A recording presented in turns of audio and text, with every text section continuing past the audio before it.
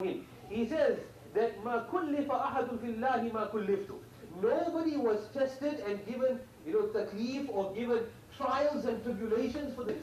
What it means that when he makes an attempt to get closer to Allah.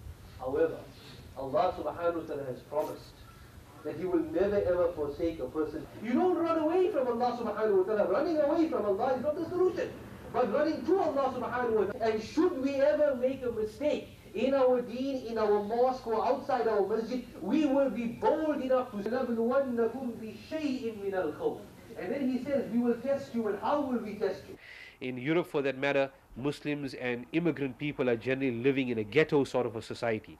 That ghetto society, not Islam itself, but that ghetto life is breeding hate, is breeding a criminal element. Many of them are venting out that hate in the form of such terrorist activities. Here in the United States, we are not faced majorly with that challenge. Our challenges are different. The vast ethical breakdown of our society, the minority aspect, people being from different parts of the Muslim world, those are our challenges.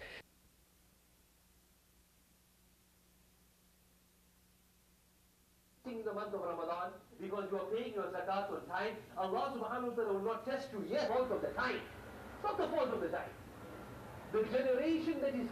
The challenge for us as Imams is to go back to the original Islam, to preach the traditional Islam, especially to these younger minds, and hope that they will not be waylaid and will not be ambushed by these preachers of hate that are operating so freely in the entire world.